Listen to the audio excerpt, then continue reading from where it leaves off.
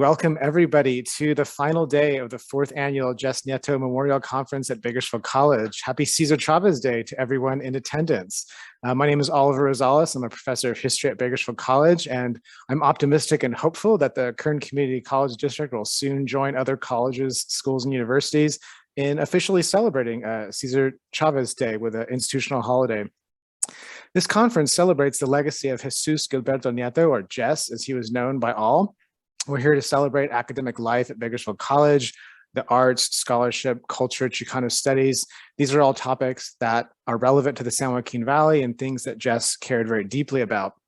Thus far, the Bakersfield College Social Justice Institute has hosted 4 virtual panel events, including last night's New Research in Latinx Studies panel, which was fire and it was recorded. And if anybody wants to check it out on the Social Justice YouTube page. Following this panel at 6 p.m. this evening, we will be hosting a screening of a brand new short documentary featuring Bakersfield College and Delano area youth and students who had a chance to learn about the history of nonviolence in the Farmworker movement using historical sites right here in the San Joaquin Valley. So please register if you haven't already done so. Maybe Andrew, you could drop that in the chat if you can.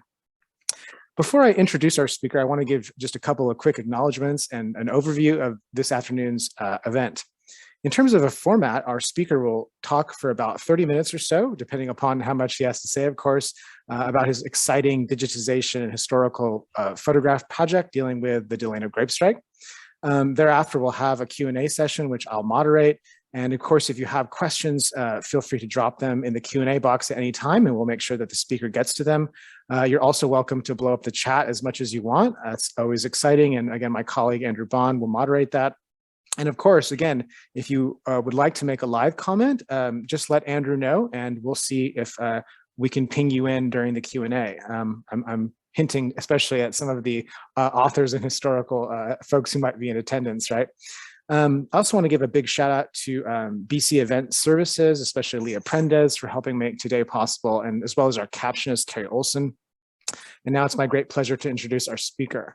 José Luis Benavides is professor in the Department of Journalism and director of the Tom and Ethel Bradley Center at CSUN Northridge, which recently received a $350,000 grant from the National Endowment for the Humanities to digitize some of the approximately 22,000 images in its Farmworker movement collection that tell the story and attempt to document the stories of the unionization of farmworkers from the 1960s to the 1970s.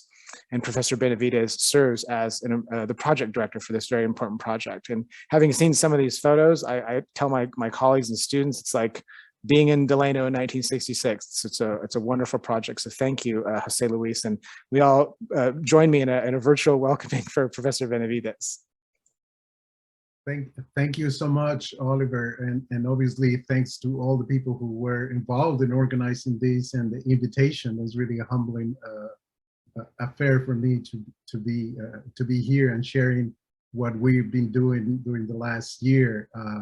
We've been working on this project longer because obviously we need to write the grant, et cetera, et cetera. So we contacted a whole bunch of people, and Oliver was one of those that initially was very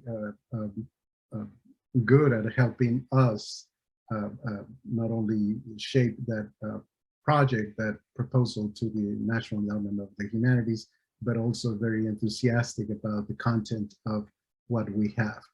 I'm going to try to walk away so you won't see me, but you will see the photos. I'm going to share a lot of imagery, so I'm hoping that that will spark some conversation after these presentations. So let me go and start sharing the important thing, which is the photos. So let me start playing this baby, and here we are.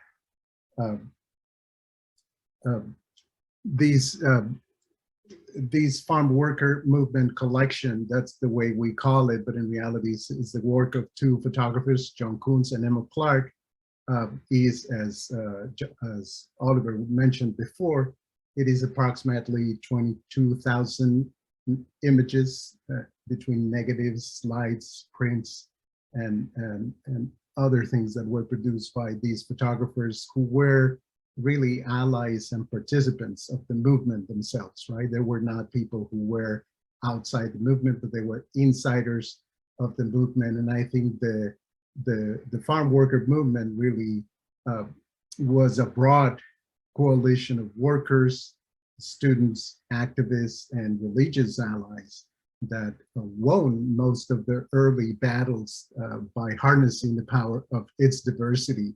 And as you will see in these photos, you will see that this diversity is reflected in the work of these two photographers that were part of the movement, and that in some way they were not only documenting it, but they were also participants of it.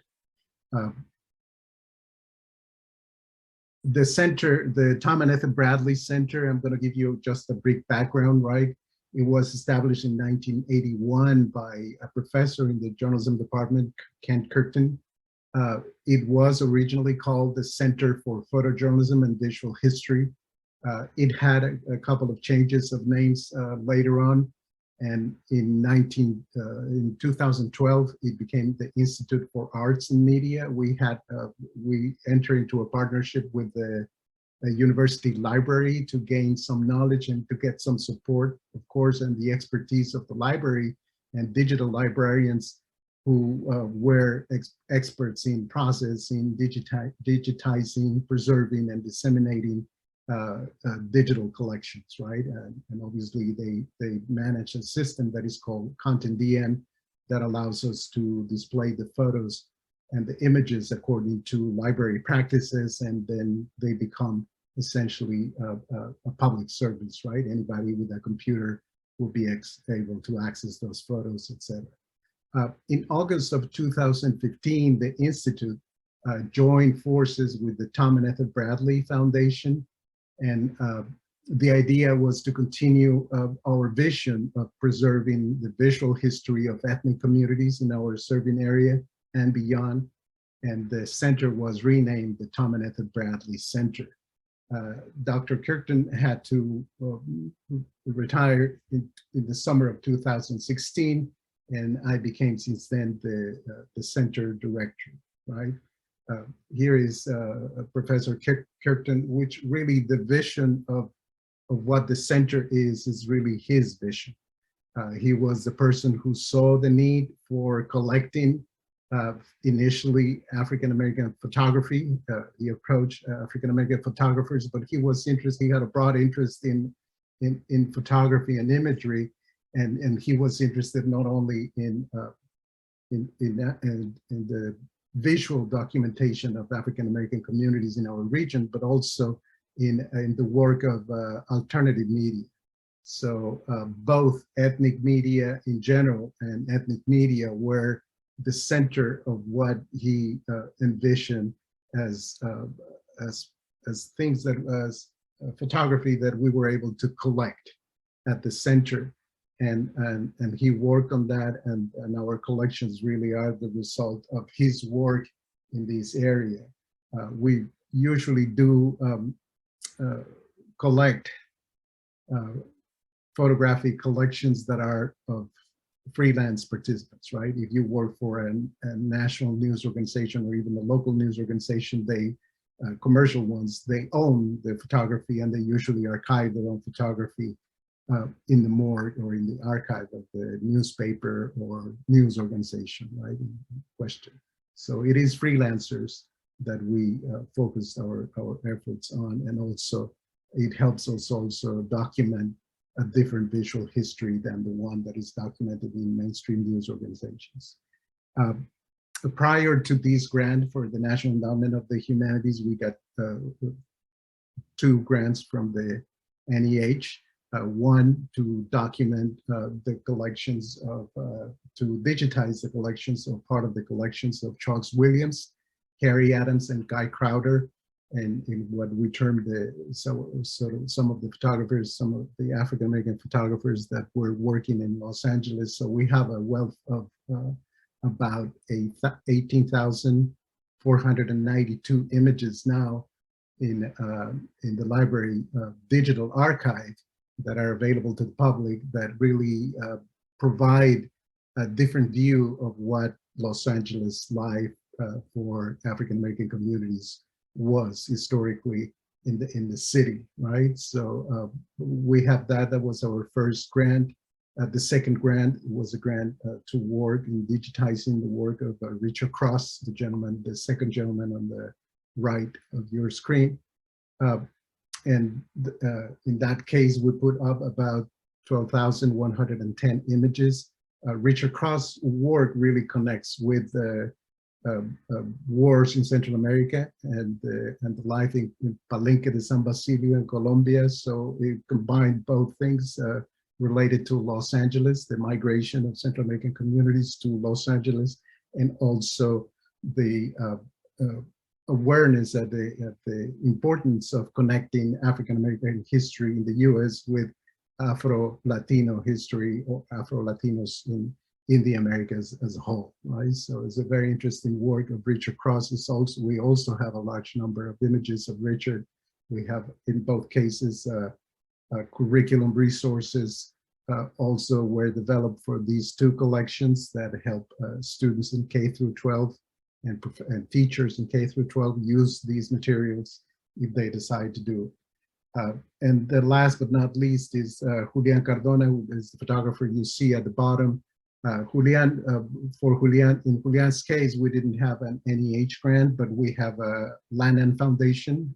Julian's work was in many cases supported by the Lannan Foundation, and they supported some of our work, of the work he did, organizing his collection and preserving his collection. So we have about 1,800 images of Julian that are also available online for people to see. And you can see the digital address there at the bottom. For these grant, we term these two collections, the John Kouns and Emma Clarke. And John Kouns is really John Kouns had a larger body of work than Emma Clarke, or at least the one that we have. So John Kouns, we are really only using his photography of the farm worker movement because his body of work is much more larger than that. And in the case of Emma Clarke, we have a collection of photographs that he produced while he was editor of the newspaper, photo editor of the newspaper El Malcriado. He volunteered his time as a photographer for the union. So we have about, as we mentioned, 22,000 images we estimate, and we want to digitize about a third of that, 30% of that. So about 6,600 images of those will be digitized and put in a website, right? Put available to the public. Obviously, we are processing the entire collection, but we are only putting online 6,600 images. And these cases, we wanted to do less images and work more on images because we have prior work, right? At CSUN, as you know, we have a strong Chicano studies program. So there were some work done before this grant was proposed to the NEH. And actually in the 90s, there was a big project that was done by several professors at CSUN, including Dr. Ken Kirton and also Jorge Garcia, Judith Martin, Robert Marshall, and others. Who participated in a big event in which they brought people to campus and they interviewed many of the participants of the farm worker movement at that time. So we have a collection of oral histories attached to these, and we want to use those oral histories as well to create a website, multimedia website that will help us tell the story visually and in some cases also in oral form, the story of the farm worker movement. We always do, and in the past with all the NEH grants that we've done in the past, we always do exhibitions in museums and galleries, etc. But this time we thought, one, because of the spirit of the farm worker movement and the kind of work that the movement did, right? that was open, public, and it was reaching out to the average citizen and not necessarily to people who go to the museums. We thought that we saw the work that the Smithsonian's been doing with what is called do-it-yourself kind of educational exhibitions, right? And we thought that we will pitch that to the NEH, and I think they like also that idea, because in a way, what we're going to do this time is create an exhibition that it will be able to be printed in any place that they want. So if a school wants to celebrate Cesar Chavez, as we're doing today, then they can plan to print this exhibition and then customize it to whatever space they have. We also think about union groups, and we also community centers, etc. Right? People who are interested in that, we just offer it for free. Evidently, we just want to have control over the how that is done. But other than that, that's the idea. Trying to do a multiple exhibition, multiply the idea of an exhibition. We actually are thinking also of doing an exhibition, and actually Dr. Curtin is helping us develop at least an outline or an idea, or a conception of how to do an exhibition with these materials that is so beautiful and rich of many. It has so much potential, right, for work and doing. And I think Oliver Rosales from your university also was interested in bringing some of this photography to the gallery, which probably we will do in the future. And we're hoping also to collaborate with Oliver and people in your area as well, as these photos really belong to the people of that region of California. These are the photographers that produce these images, right? This is John Kouns. John really has an incredible body of work. He passed away recently, and we were really sad to see him depart, right? But the advantage for us was to have his complete collection. I think he and his wife, they saw the value of having this collection at CSUN, and also it allows us the ability to apply for these grants that allows us to digitize and make these collections even more impactful than that they are if they are just stored in an archive, right? John he grew up in San Jose. He was born in the Alameda County. He grew up in San Jose. He went to the Navy. That's where and he went to the Korean War, obviously in the Navy, in the military. That's where he learned photography.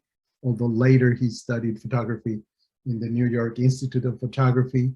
And he worked for a while for a news agency, UPI, which many people don't even know it exists. I think I do, because I'm an old dude.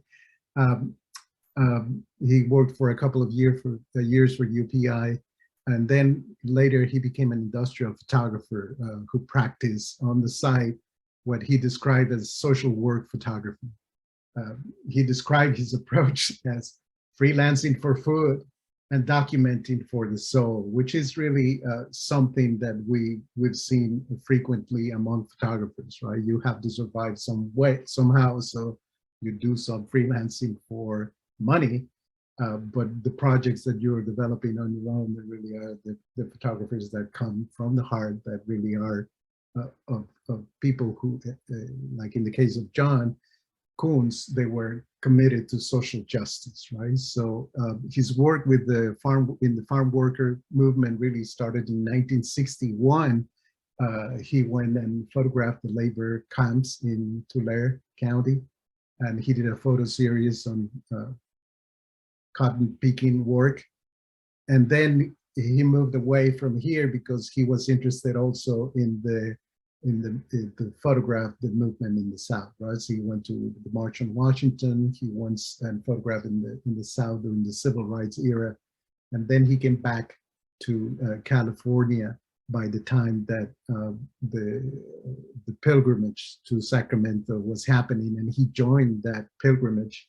He was one of the few photographers that were the entire the entire 300 miles from Delano to Sacramento. He walked them, and he photographed with others also this movement, right? That's his beginning of a heavy engagement with the farm worker movement. He came back to document several things later on. But I think one of the interesting things about John Kouns is that he was at the time, and people probably don't remember this that well, and I'm looking at newspaper collections at this point, and I'm seeing that there's very little photography published in mainstream news organizations early on about what was going on, right? So photography of the pilgrimages really didn't hit large newspapers immediately, or at least not in large numbers. So we have a collection that includes a very detailed path of what was happening during the pilgrimage. Right? We're hoping that to do something interesting with that as we are seeing these photos being scanned and digitized. But in the case of Kouns, he wanted to go beyond just a couple of photos being published in publications, right? And he was published really in alternative media, mostly, not in mainstream news organizations. And he came up with the idea of doing something that he called the guerrilla camera. What he did, he mounted photographs on 8x4 feet prune drying trays, making sure that the collection of photographs in the panel told a story. And I'm going to quote what he said.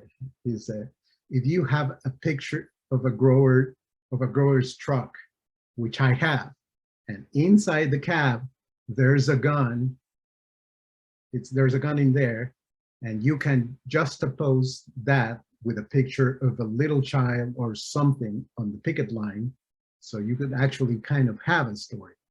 Of course, you would have your caption too, and a little bit about it. I will put about 6 of these trays together, and then I made a stance for them, right? So in this case, Kouns was really trying to reach out the public to support the grape strike, and he created about 30 to 40 of these guerrilla camera exhibitions that he put together, right? During a good number of years period, because he wanted to make that possible, that the success of that boycott, right? So he was committed to this movement, and that shows, I think, the kind of photography that he was interested in as he was documenting the movement. This is a photo of Emil Clarke. There's much more less known about Emil Clarke. We really don't have a contact with him now, which is, we don't know even if he's still alive. But like Kouns, he wanted to help the farm workers campaign, right? So he showed up at the headquarters of the union, and he said, "I want to help." In Delano, he went to the Filipino Hall, and then they set him up as working as a del malcriado. That's where he started. Where he started doing photography for the farm worker movement, and he documented during that time. He stayed probably about a year, a little bit more than a year in Delano, working for the malcriado. He was a volunteer, just like everybody else, right? He documented different unions events, fundraisers, community meetings, Teatro Campesino performances, pickets in the vineyards, grape boycotts in Los Angeles, New York, San Francisco.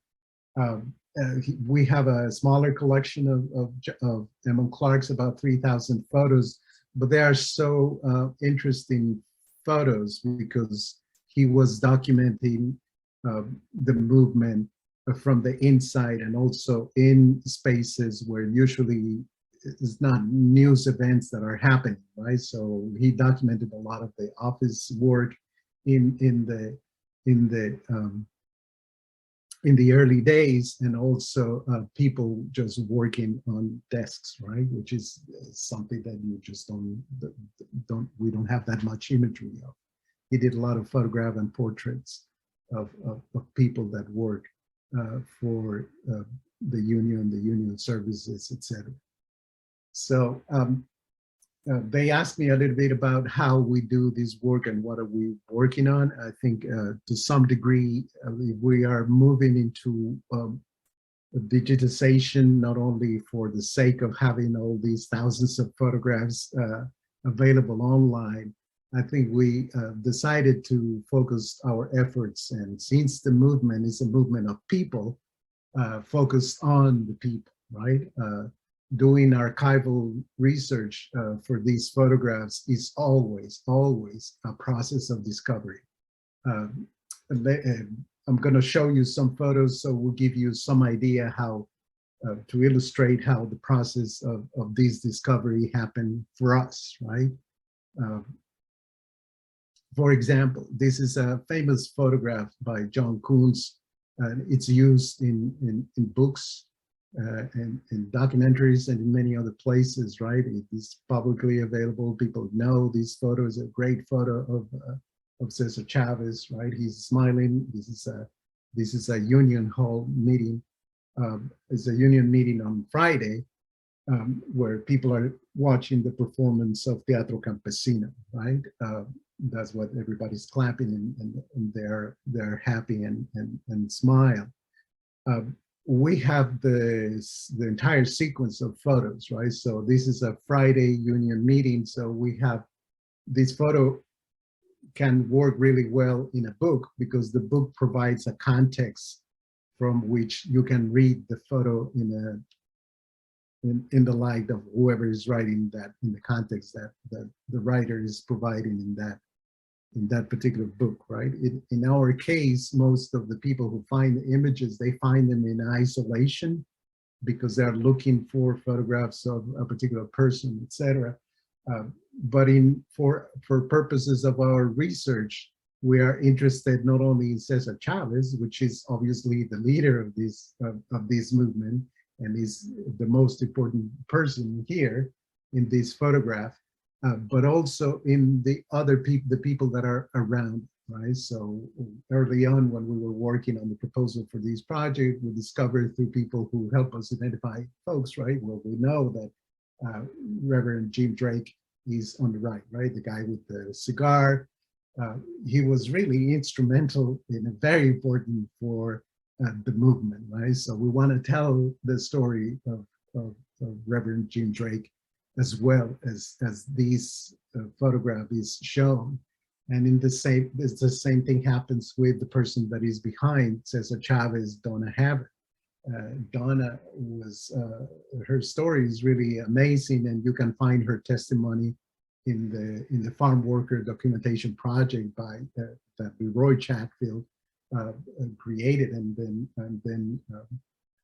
then have the UC San Diego host, right? It's a beautiful project that Leroy created there, and they'd allow the testimony of a lot of people who were part of the movement to be written by themselves. This is the story of Donna, as installed by herself, is in that website. And she was at that time a student from Berkeley who essentially worked, got involved in the movement, right? Like many young people did at the time. And then he was first as one of Chavez's secretary. And if you look at the photos, the entire sequence of photos that come with these, beyond these photographs that you guys are watching, you could see her next to Chavez, always taking notes, et cetera, right? So she's really working as a secretary for Chavez at this moment. She used to sleep at the floor on Dolores Huerta's house. She got later romantically involved with Luis Valdez, and they moved into a small apartment together. This is the story that she tells on her own, right? She worked at for Teatro Campesino, not as a performer initially, and left the union in 1967. But later she reconnected with the union, with the UFW when she was in London, and volunteered also for the boycott campaign in England and in Europe. So, once you start peeling a little bit of these, deconstructing a little bit of this image, you come up with amazing stories, right, of individuals that were part of the movement, and they were very significant for the movement, right? And in this case, the most important element of the photo is really outside of the frame. It is the performance of Teatro Campesino, right? That's what they're looking at, and that's what we also have to look at and then try to see who are the actors playing here, right? In this case, we know that Patroncito here is being played by Agustin Lira. We don't know yet the identity of the second performer, but I'm sure we will learn later on who that person is. But these help us to give some contextual information, so whoever comes across this series of photographs are able to understand better what this photograph is about, and also it will allow us to tell stories later, right? As standalone stories. And in some cases, the photos themselves really have an impact on what's going on today, right? So we have a crisis of student debt today. Having these photos, Cesar Chavez, it clearly indicates where Cesar Chavez would have been today, what his opinion would be about what's going on with the student debt, since we are speaking about students, college students, campus, etc., right? Dolores Huerta also obviously is one of the most important leaders of the union, right? And these photos also are famous photos and good photos. Like, it's a great photo that you've seen in many places. It has not only Dolores Huerta on the picket line, which is many of the imagery that you will see about young Dolores Huerta.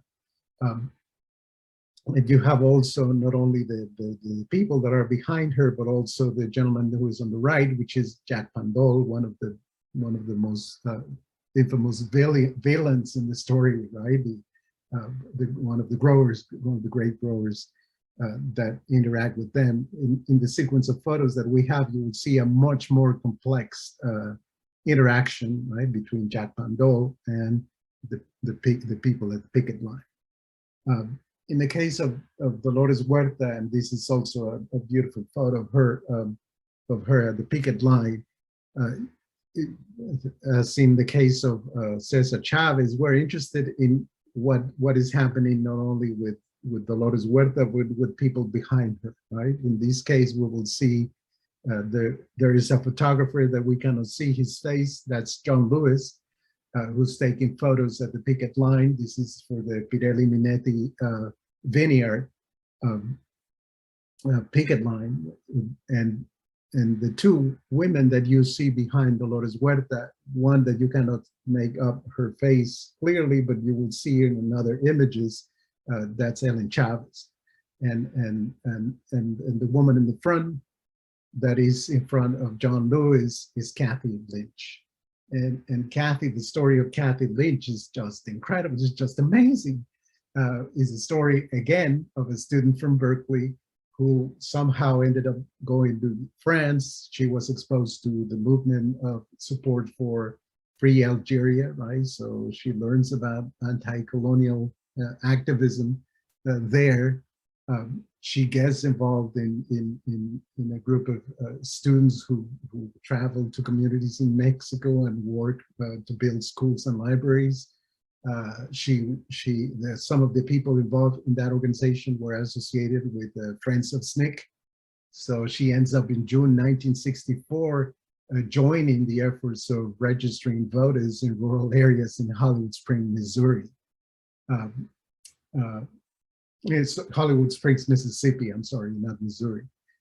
When the Delano Great Strike began in 1965, Kathy Lynch was a work study with Citizens for Farm Labor, a group focused on creating a network of support of advocacy on behalf of farm workers.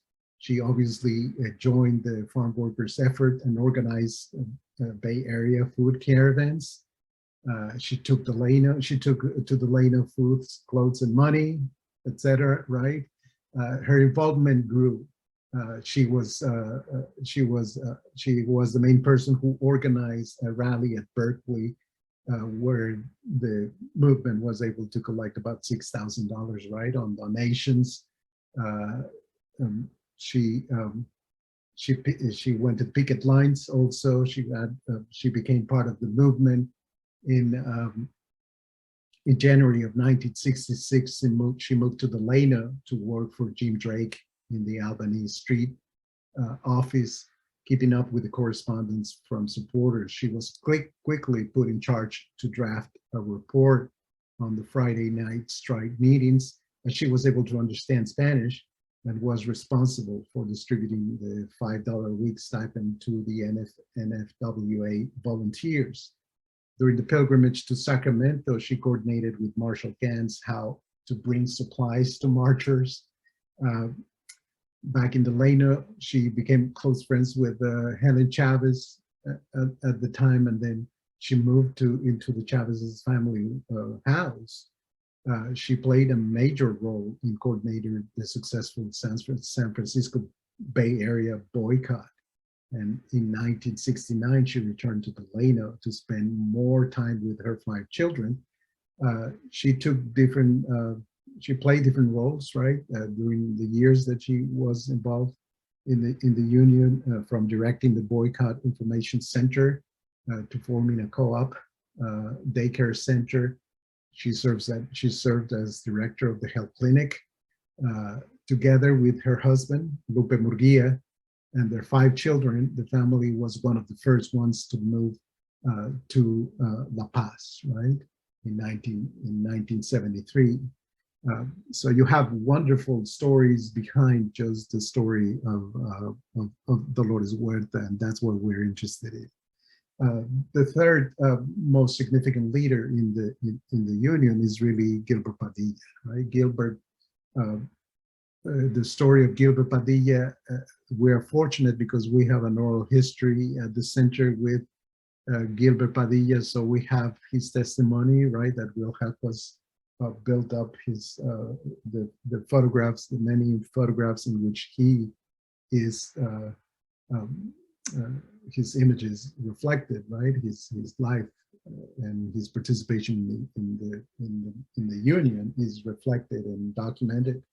And obviously, like many of the people that were involved in the movement, he, as a child, he picked cotton in the fields with his dad and his 8 siblings.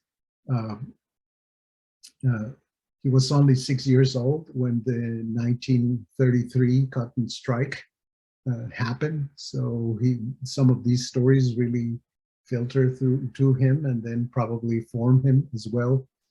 He lived really in a place where segregation was really harsh and it was heavily enforced.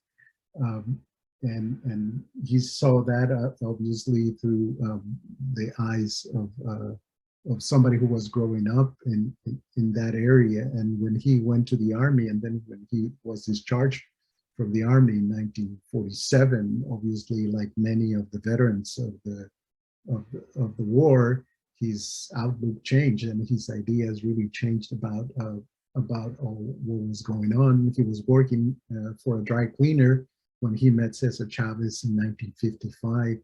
And then when Chavez became director of the community service organization, he assigned Padilla to the CSO Service Center in Stockton.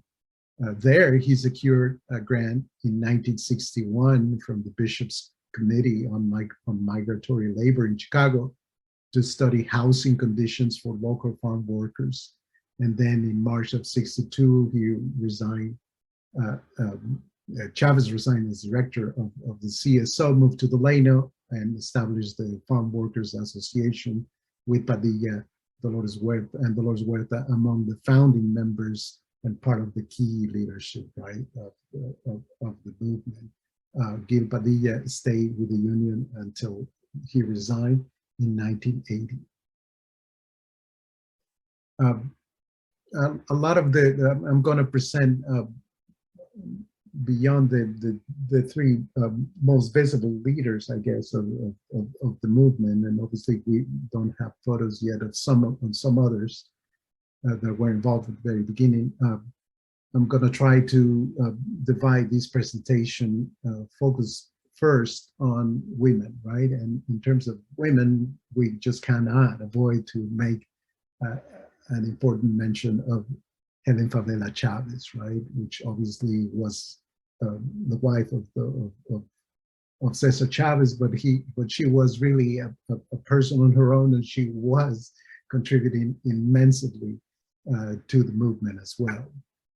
Her story is gaining notoriety. Obviously, there's some scholarship from a feminist perspective, really, that is making more visible the story of Helen Favela Chavez, which is rightfully so, as she was really instrumental not only in helping support the work that Cesar Chavez was doing, even at a time when he was not able to get money, right, a salary, when he walked away from the CSO, from the Community Service Organization, and she had to go and work in the fields, right, back when she was 34 years old.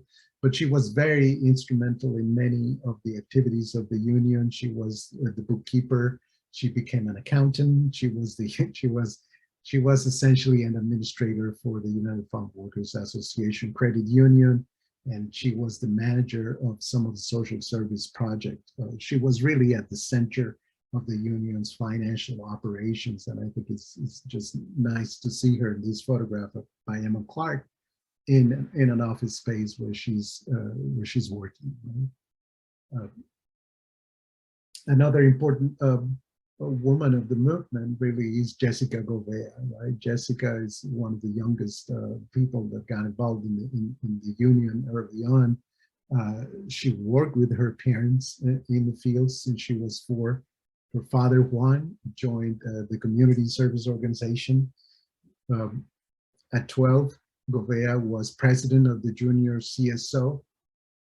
After she finished high school, she joined the National Farm Workers Association. She was the first person to raise the issue of the health issue and the use of pesticides in fields. And I think the story, if I'm remembering correctly, because I'm remembering just by memory at this point, as she tells the story, is really women, and apparently there was one pregnant woman that were working in the fields, farm workers, right, that were expressed concern about this with Jessica. And Jessica is the person who actually brings that to the attention of the people that are working in the union. And that's when the issue becomes, for the first time, relevant, right, for the work of the farm workers union and the movement as well. And it becomes an important issue to be addressed. She was also a leader on her own, right? She, at a very young age, 21, I just don't remember what good deeds I was doing at 21, but she was already doing incredible work at that time. And she was sent to, with Marshall Gans, she was sent to organize the Great Boycott in Toronto, which was probably the most successful, one of the most successful boycotts. And she was sent on her own to Montreal later on to do the same. The story of Jessica Govea is just an amazing story, and I hope we will be able to capture at least some of it, as we have many photos of her in many different places. Right? This is a nice portrait. This is a photograph of a nurse, Peggy McGivern. She was the official nurse of the pilgrimage from Delano to Sacramento. And here you can see her during that pilgrimage. It's a very interesting anecdote for us. As we were looking at some of these photos, right, we realized that in many of the photos, people really are trying to mend their feet. Doing a march for such a long period of time, people just don't think about it, right? But it really hurts your feet, and it can cause important damage, right? So in this case, Peggy McGivern, as the nurse of the march, she's the one attending people, right? In this case, it's a photo that shows her working. She She was the founding nurse of the National Farm Workers Association Health Clinic, and Jerry Lackner was a doctor from San Jose that volunteered his services on most weekends. Another nurse, Marian Moses, will join the clinic, and other doctors also will volunteer, right? Doctors from San Francisco, Los Angeles, San Jose, and other nearby cities.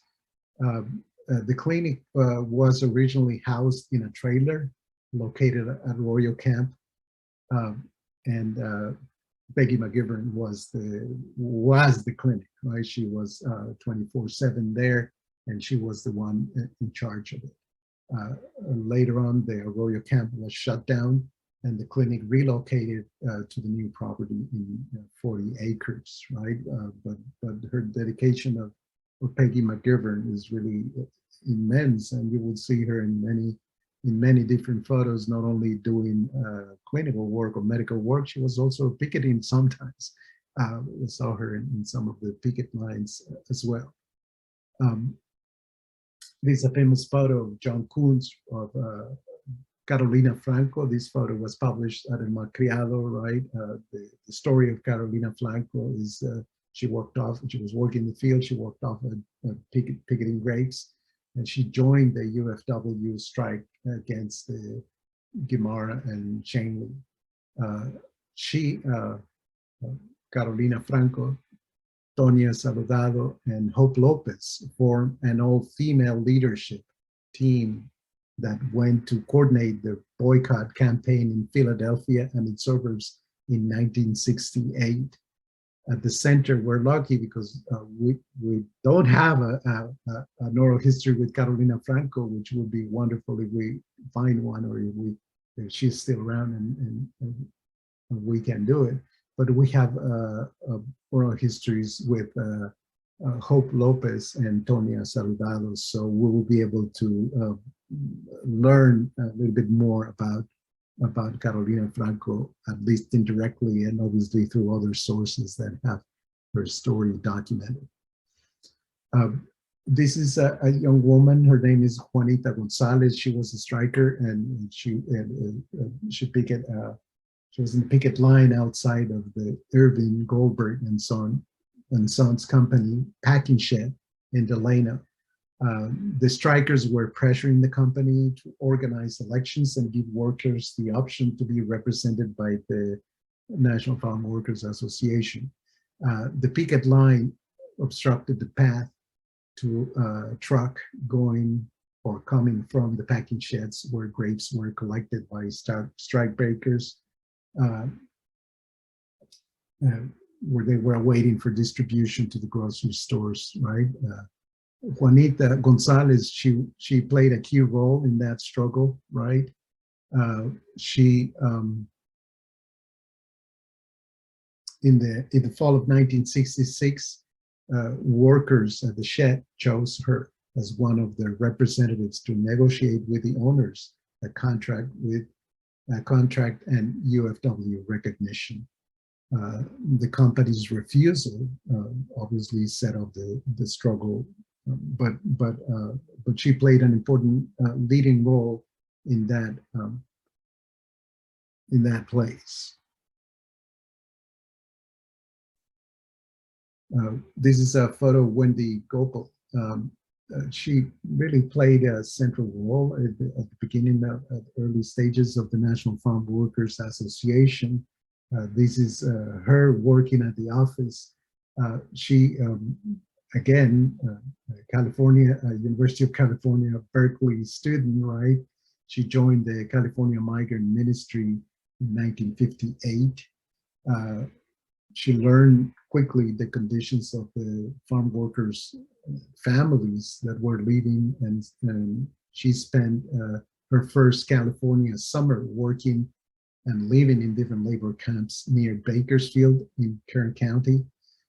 As a student, she traveled to Stockton to meet Dolores Huerta and Gilbert Padilla, and after earning her master's at Stanford, she quit her doctoral studies to work on a new project at the California Health Department, the Farm Worker Health Services. From She led a team in between 63 and 65 of people who were surveying and doing interviews about health, housing, and economic conditions of migrant farm workers living in Kern, Kings, and Tulare County, and writing reports about the health status of Black, Filipino, and Okie farm workers, right? During this time, she met Cesar and Elliot Chavez and formed Citizens for Farm Labor, a group that included other activists and unionists such as Ann Draper and Bill Escher. Escher wanted to publish a magazine in Delano, and Gopal financed him. She sent him about $50 a month so that he could leave and work in Delano, where he was selected by Chavez to edit El Malcriado, right? I can go on and on about Wendy Gopal. Her story is just another amazing story. She ended up writing the first grant for the NFW that allowed to get some funding to carry out some work for people for farm workers, right? Her knowledge really of the farm workers' conditions was pretty amazing. And she later on, she moved away. She married Dr. Brooks later in her life. I know I'm running out of time, so I'm trying to be faster. I have a lot of notes about her, but and about others, but I'm going to try to make it a little bit faster so you can see. This is Carmen Ramos Chandler. Carmen is the director of media relations at our university at Cal State Northridge. She's been in that position for a long time now. But Carmen is really the daughter of Bill Chandler and Irene Ramos, right? Irene Ramos Chandler, and both her parents really were involved in the movement as well, right? Committed to social justice, etc.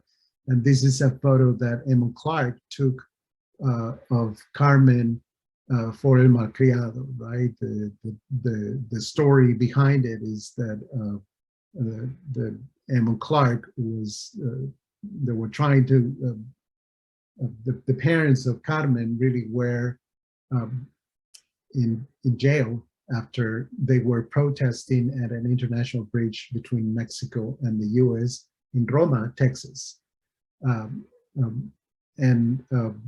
Since both her parents were in jail, Carmen was left alone for a while, and obviously they wanted to take the photo for propaganda purposes to put them in at the top of El Malcriado, but they wanted to make her cry, right? And apparently the lore is that Emma Clarke had to yell at her, so she would cry. Obviously, she's carrying the little sign.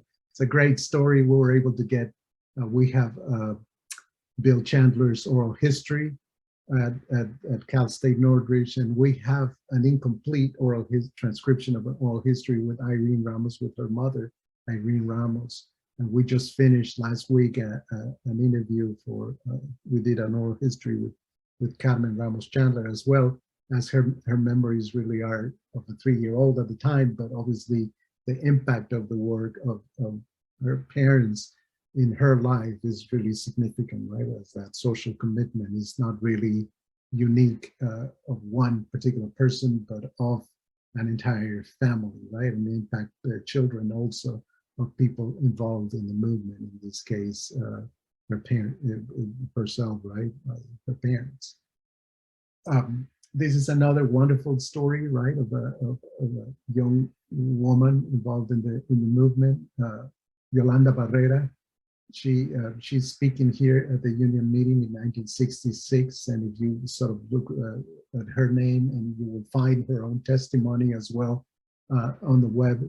She was 15 years at the time. She was 10 when her parents moved from Mission, Texas to Portville, California. And obviously she worked in the field just like every other children of farm worker families, right? They work in the fields and they were not paid fairly, as you probably know. And the family got involved with the union, and she worked later as a secretary in the UFW office at 13. Later on, she worked as a bookkeeper for 4 hours after school and still helped the family in the fields over the weekends. She ended up going to college, despite the fact that obviously in many cases, sons and daughters of farm workers were not advised to go to college or not expected to go to college. She ended up going to college.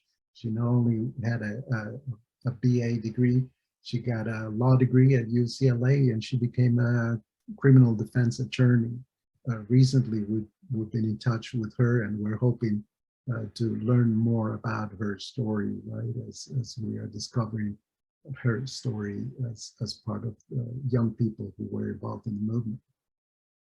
There were other women that were not necessarily central but peripheral, but also very useful to the movement, right? Very important to the movement. And one of them was obviously Joan Baez. In this case, we have photographs that we've been circulating recently of her during the performance that she did at the Santa Monica Civic Auditorium in 1966, and this is a performance that was organized by none other than Leroy Chatfield.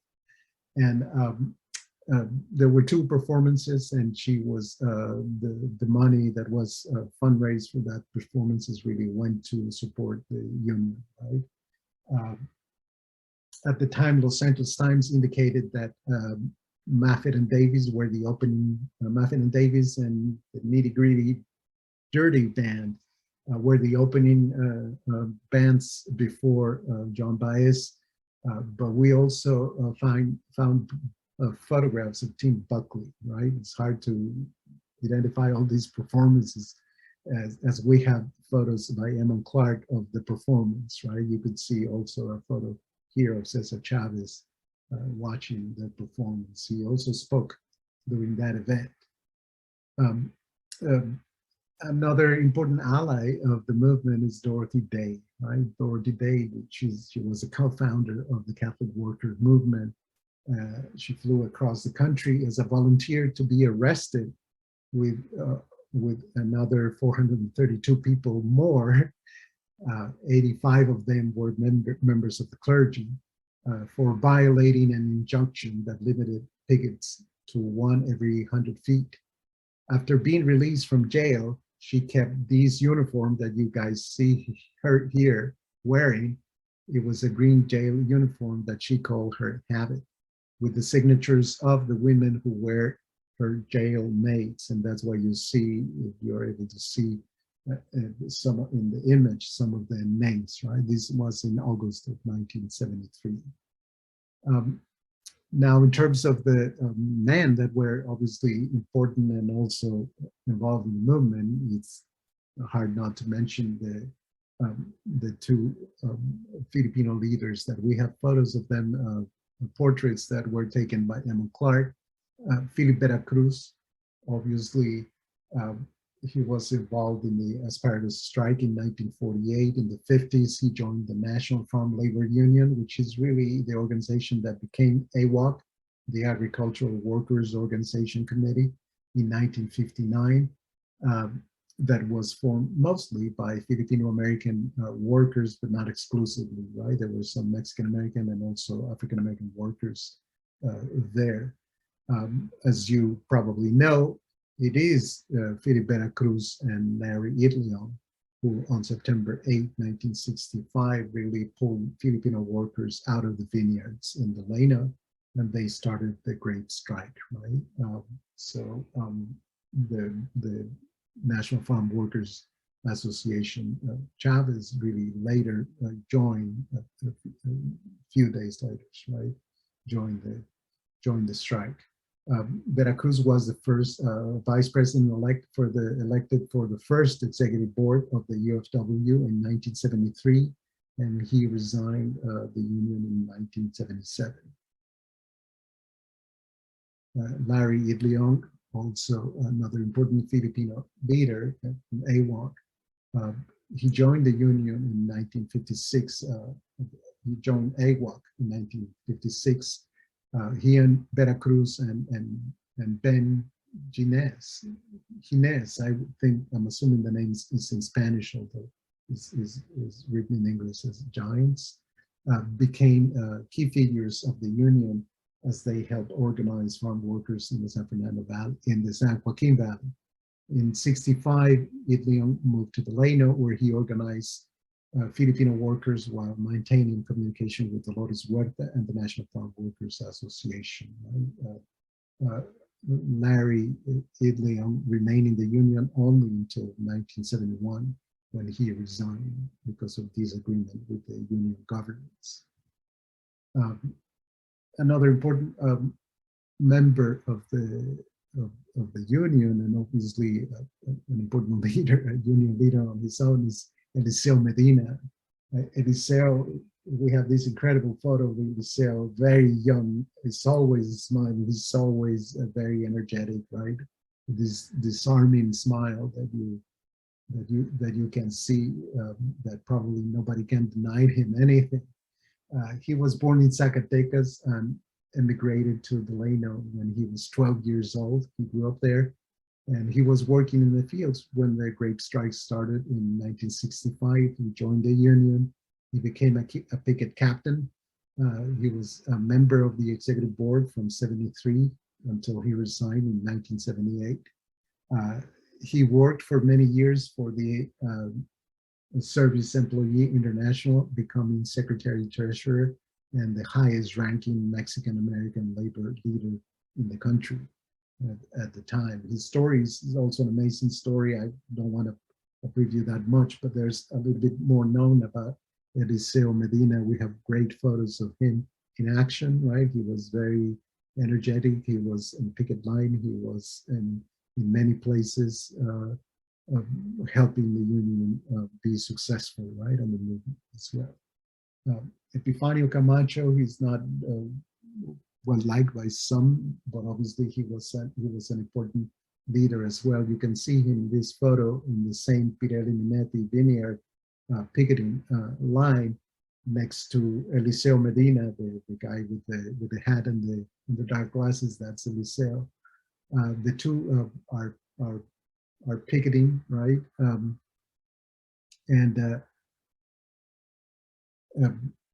Camacho was a little bit older than Cesar Chavez, and he was born into poverty in Tamaulipas, Mexico.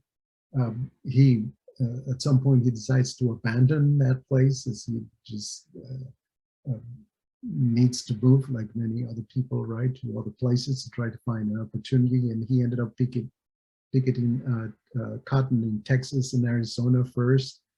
He loaded lettuce in Imperial Valley. He picketed peaches, apricots, and plums in the northern Central Valley, raisins outside of Fresno, wine grapes near Delano, and finally, he ended up working in the Roses in what would become his hometown, McFarland.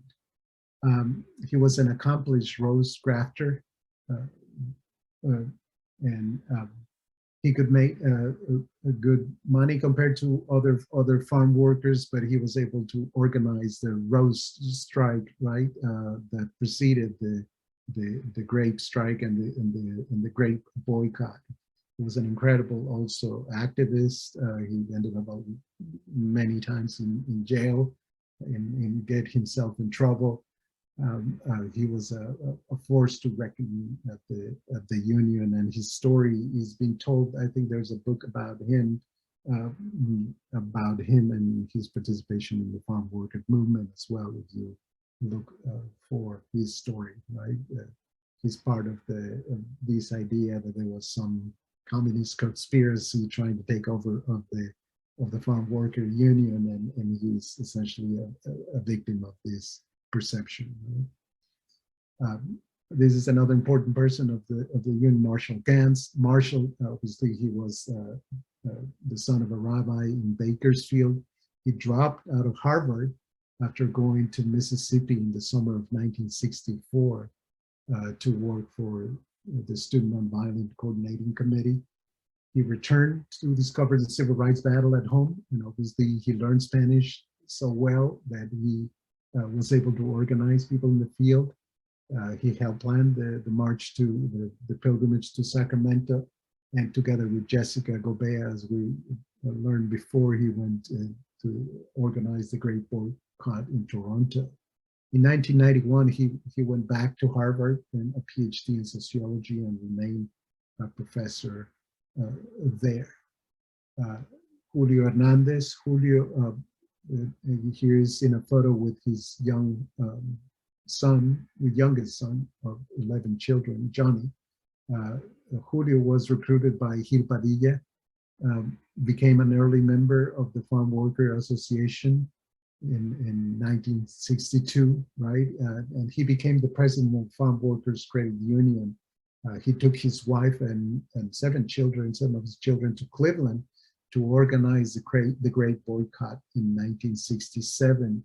At the Tom and Ethel Bradley Center, we have Julio Hernandez's oral history, and also an oral history with his daughters Carmen and Angie, which will help us, I'm hoping, make the case of how entire families were really involved in the movement, and not necessarily just one person or the people that worked in the fields. This is William King, who, he, at the time of this photo, this is during the pilgrimage to Sacramento. This is a photo by John Kouns that was published also in El Malcriado. He was, at the time in El Malcriado, the story says he's the oldest participant in the pilgrimage. He's, Mr. King at that time is 63 years old. He walked the entire pilgrimage. He was really a farm worker since 1934, and we're hoping also to recover some of that story and some of the history also of African American farm workers as well, right? That part is not really that well documented in the history of the movement. This is Brother Gilbert, which is Leroy Chatfield, right? He was a Christian brother who met Cesar Chavez a year before the strike, resigned as an assistant principal at Garces High School, and dropped out of graduate school in November 1965. He was assigned to build a service center, a tool that Chavez developed during his years organizing the CSO.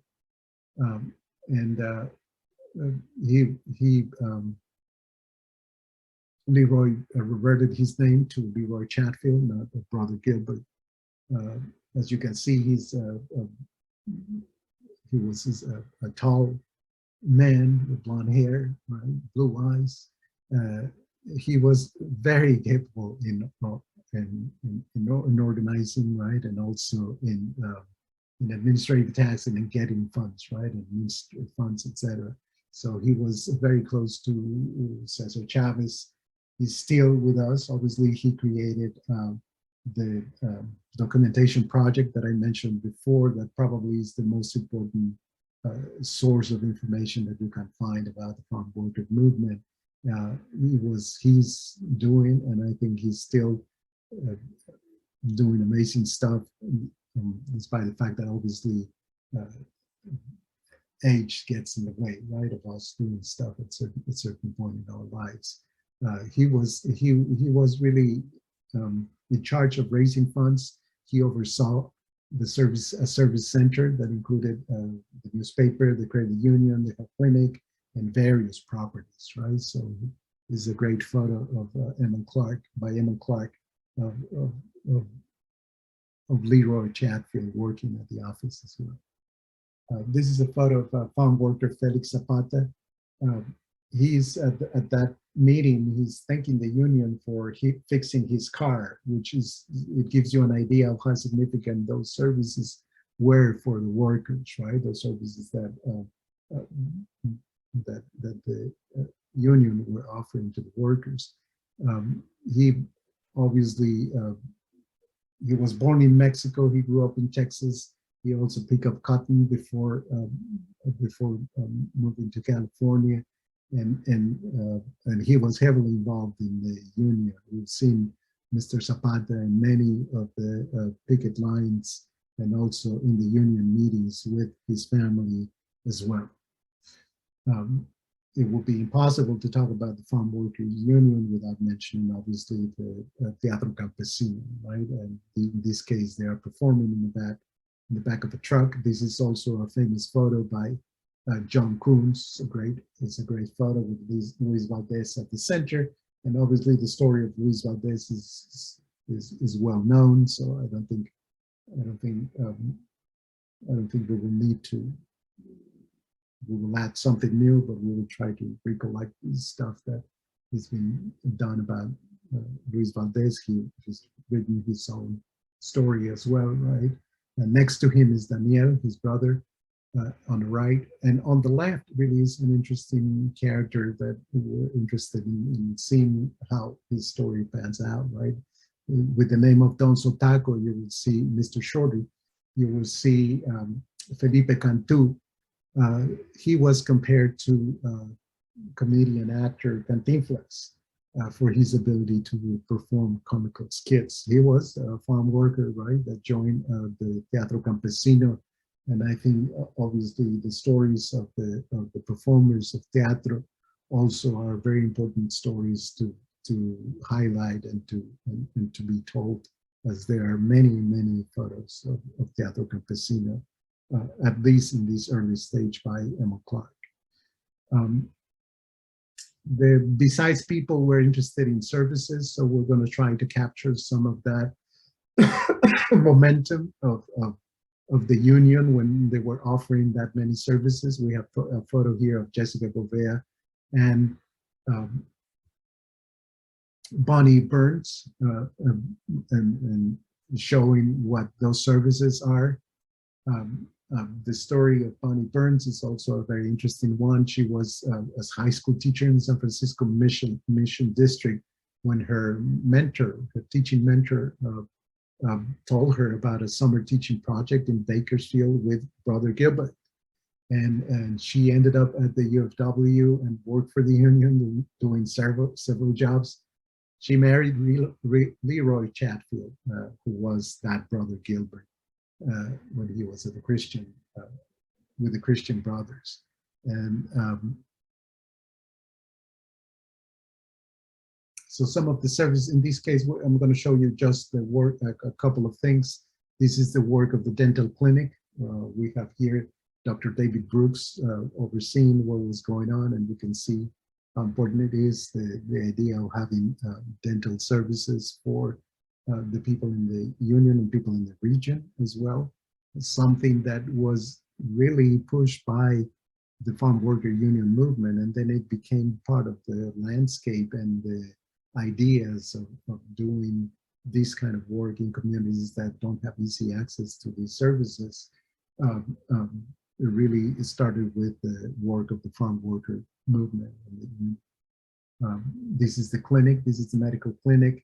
We don't know the identity of the doctor that is there. We don't know the identity of the interpreter and the patient, but we know the person that is the nurse that is behind. That's none other than Peggy McGivern, right? That we talked about earlier. The other issue that we're interested in as we're looking at these photos and we're trying to make sense of them and we're trying to organize them so they can tell stories, is really the actions, right? The picketing and other activities that the union and the farm worker movement did. And El Malcriado has been an incredible resource at these early stages, as we have these photos of Emma Clarke that were meant to be published for El Malcriado, right? So we have this incredible story here. This is the story, this is El Malcriado cover story of October 21st, 1966, when Manuel Rivera, who was picketing, and he was 52 years old at the time, and he was a father of 7 children. Emmon Clarke, this is the second day of Emmon Clarke as a volunteer for the United Front for the Union, right? And this is, he's at the picket line at the Irving Goldberg Company grade packing shed. during the picketing, Manuel Rivera was run down by a company truck, as you could see here, and the story is famous, the story is significant in the movement. And Clarke captured the scene with a 28mm lens. And this is his testimony. He says, "I was running backwards, shooting as it all happened. Cesar Chavez heard of the incident and he stepped in to save the driver, who was actually a salesman. The pickets were ready to kill him. Cesar probably saved his life." El Malcriado published some photos, right? This is the cover photo cover photos of El Malcriado at the time, but we have the entire sequence. So let me show you the sequence of photos so you can see what happened.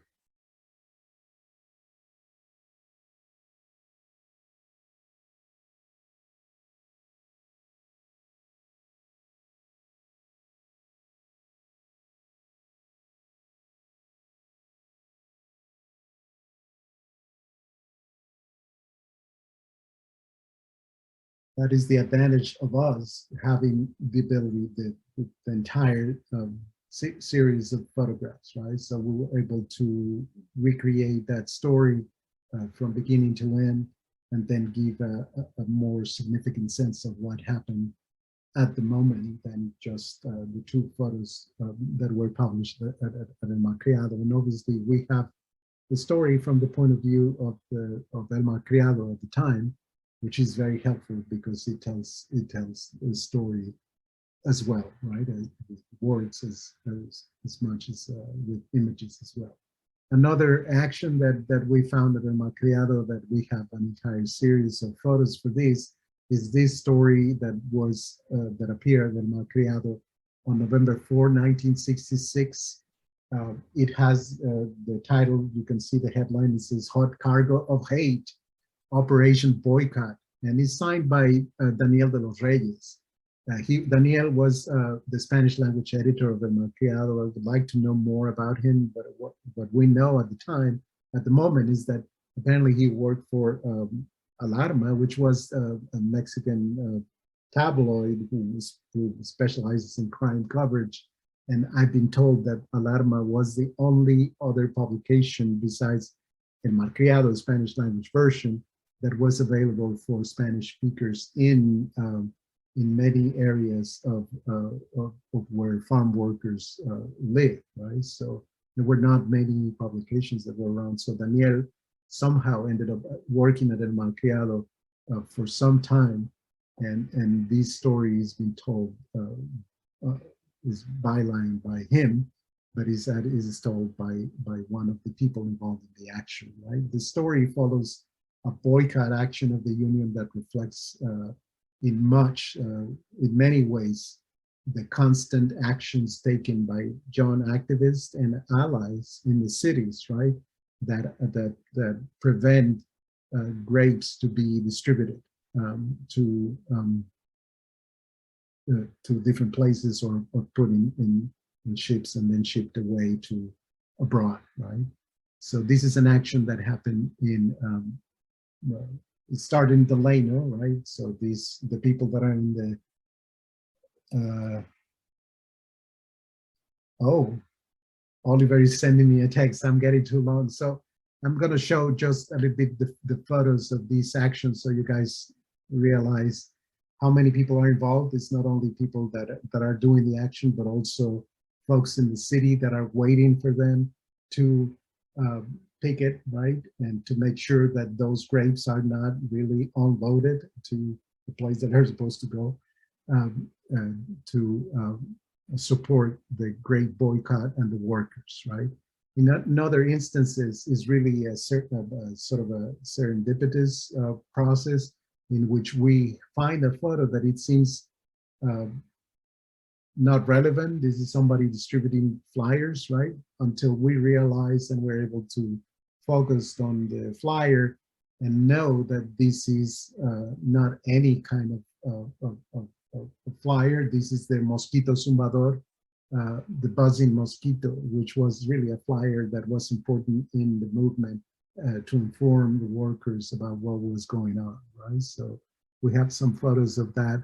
I'm going to skip through these photos, but I'm going to just show them quickly. This is a photo of the elections of the farm workers at the DiGiorno Ranch in between Arvin and Lamont, and obviously the farm workers, the farm workers union won that election. But it shows you also the diversity of the farm worker labor force, right, at the time. And you can see here the elections happening and people exploding of happiness in the background, right? It's, people from the union that are very happy that that election happened. And in some other instances, it's really people who we approach and they tell us the story. This is the case of Luis Valdez, who told us who was involved in this, et cetera, et cetera. So I'm going to stop there quickly. Sorry that I went much longer than needed. Now I'm going to get myself. No, thank you, Jose Luis. That was wonderful. I wish we had booked a 3-hour seminar. I apologize for sending the text. I don't know if the hard cutoff is at 4:30, but just really quickly, is Leroy Chatfield still here, Andrew? He said he had to leave early. Right. If Leroy is still here, Leroy, please, if you want to just raise your hand and offer your comments or impressions as somebody who's lived through the history that Jose Luis just presented, we'd love to hear your reactions to that.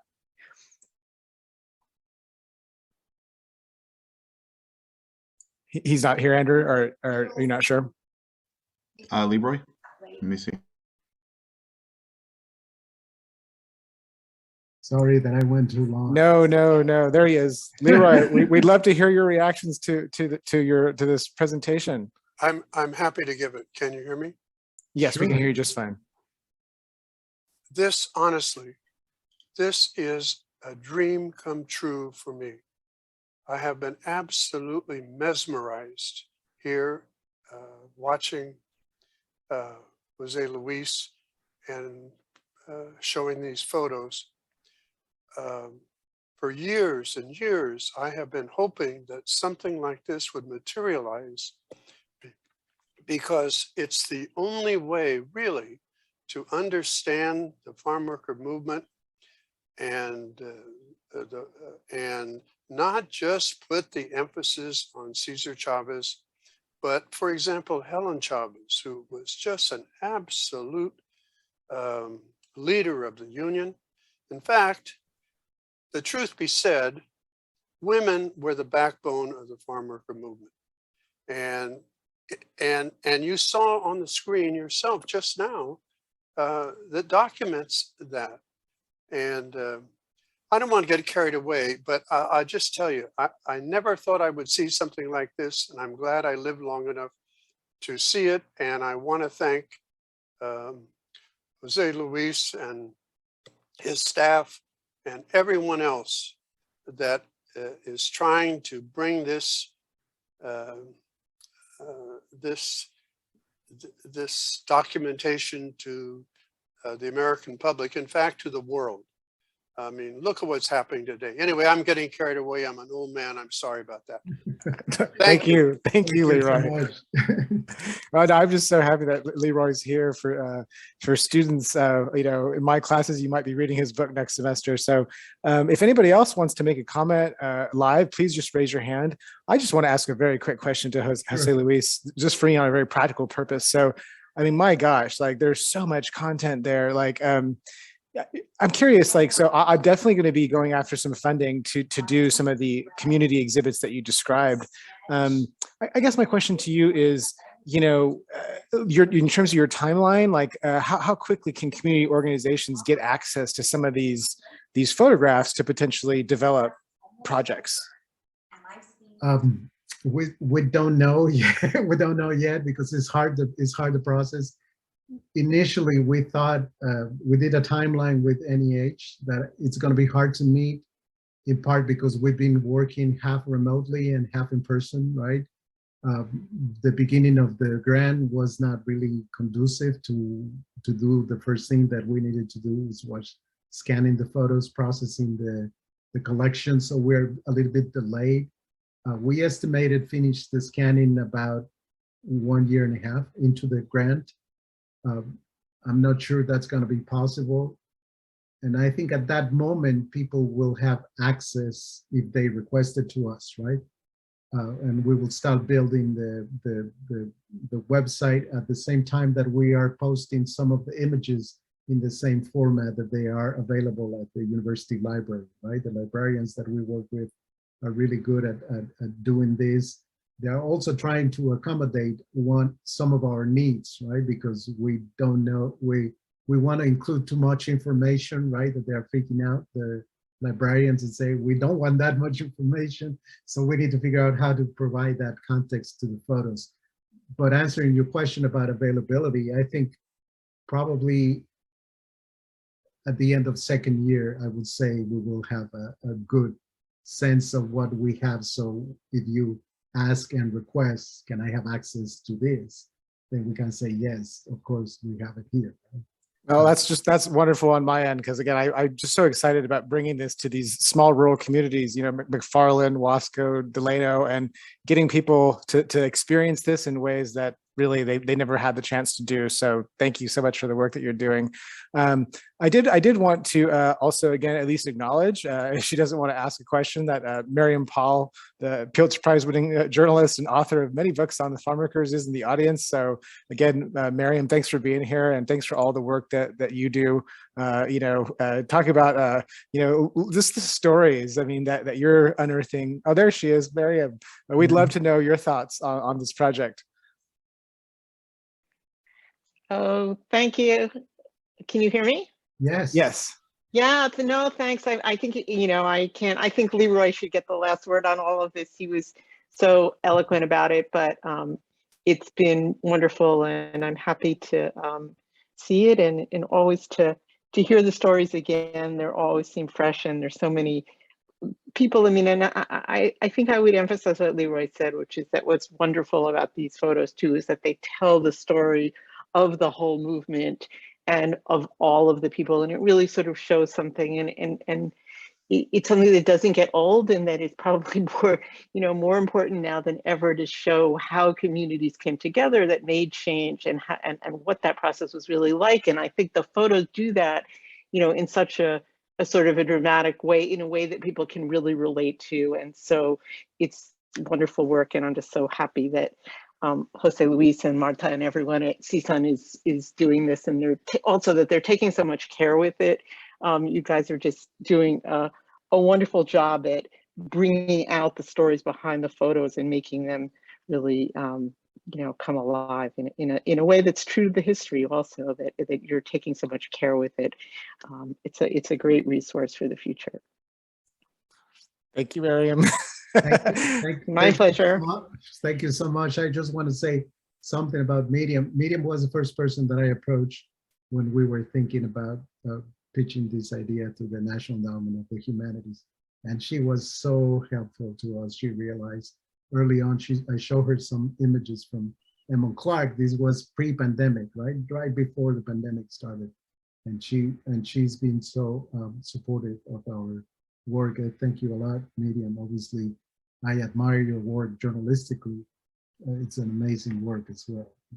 Well, this session, Jose Luis, has proven one thing, that we need to invite you back to Bakersfield to come back and talk in person about some of this. Maybe when we put together some of our exhibitions. 90 minutes went by like that. Oh my gosh, we're so out of time. The beauty is that the photos allows you to start a conversation, right? It was totally wonderful. We'll definitely loop you back in for some programming in the future. I just want to thank you again so much for being here. I do need to just say a couple of quick parting announcements to folks. Please, if you're free tonight at 6 p.m., join us. We're partnering with the Cesar Chavez Foundation and our Peace Initiative.